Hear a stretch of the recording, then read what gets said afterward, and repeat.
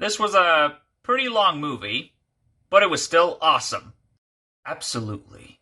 It's easily one of the best movies Peter Jackson has ever made. Outside of his Middle-earth movies, of course. Totally. I definitely enjoyed all of the action scenes, especially the final act. So, the movie starts off by introducing the main human lead, Ann Darrow, who I think she was like a stage actress, performing on a play on stage. But unfortunately, their play got cancelled, and now Anne doesn't know what to do. But then we get introduced to Carl Denham, who is played by Jack Black, who is a film director, and he hired Anne to star as the main female lead in his movie. But what she doesn't know, at least as far as I know she doesn't know, they are traveling on a boat to an undiscovered prehistoric island called Skull Island, and Carl mainly wants to go there so he can prove to the world that it's real. Would I be wrong if I say that Carl might be the main human antagonist of the film, since he was the one putting lives at risk multiple times? No, I don't think so. Because I don't know if he's either trying to be rich or trying to be famous, but either way, he is really trying his hardest to prove to the world that Skull Island is real, along with all the creatures in it, including Kong himself. And speaking of Kong, he was definitely the main highlight of the film. And the CGI for him as well was amazing. Absolutely. Easily the best part of the entire film. Although, I don't really care much about his relationship with Anne. And here's an interesting fact. For those who don't know, King Kong in this film was actually played by Andy Serkis by motion capture. I don't know if he did the vocals and the roars or not, but he did such a great job with the motion capture. Doesn't he always? Andy Serkis is literally the king of motion capture. Like, he is a mastermind when it comes to that stuff. And he also as well plays a human character named Lumpy, which is also pretty cool, I guess. My favorite scene of the entire movie was definitely the fight between King Kong and those three T-Rex looking things. What were they called? The Vastatosaurus Rexus? I think I pronounced that right. As a guy who loves watching giant monsters fight each other in movies, I agree. Definitely one of the best scenes in the movie. Kong even had Anne in his grasp while fighting three of those things. I'm actually pretty impressed with that. And also, throughout most of the film, Kong and Anne had like a bond with each other, and Kong was basically in love with her. I don't know why, though. Like I said, not a fan. And also, aside from all the scenes with Kong, we also get some pretty good action sequences with the human characters.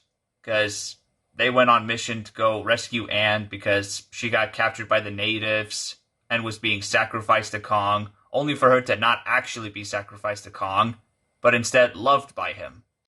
And everything that the human characters went through. There was a dinosaur stampede, a bug pit, which was a pretty terrifying scene, and also the scene where they were able to capture Kong.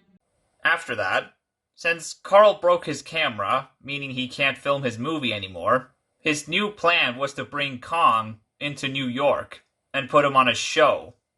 And instead of locking him in a cage, he put him in chains that he is obviously going to break out of. Yep, and because of Carl's selfish behavior, Kong was now rampaging New York trying to find Anne. After this, Carl, his career is done. He is for sure done. And then we get to the final act, which is probably the most iconic King Kong moment of all time, where he climbs on top of the Empire State Building to fight a bunch of airplanes. Well, at least trying to. Did they actually film the scene on top of the Empire State Building? Or was the whole thing CGI? I can't tell. That's how good the CGI was in this film. There was one problem I have with the film, and that's the runtime. I really don't think this movie needed to be 3 hours long. Yeah, maybe there were some scenes that they could have maybe cut out, or at least toned down a bit. Yeah, Especially the sequence with the characters on the boat on their way to Skull Island. That entire sequence dragged on way too long. Maybe it's because they're trying to give us more time to know the characters. I don't care about the characters. You only care about the monsters. We know. You say that all the time. And also, the movie doesn't end on a very happy note. In fact, it ended on a pretty sad note, because at the end of the movie, Kong dies. Yep. After Kong got shot multiple times by the airplanes finally got him, and Kong, he fell from the top of the Empire State Building all the way to the ground. But he at least had his final moments with Anne before he died, so that's good. It was there. And after Kong died, the people of New York started taking pictures of his dead body, which I thought was pretty messed up.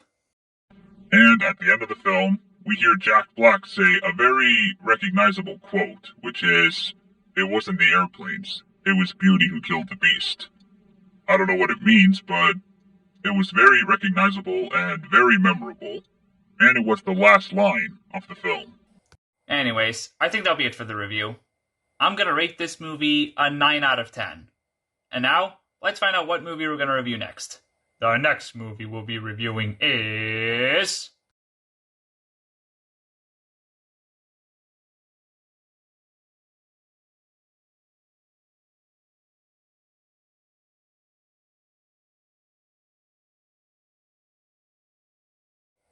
It.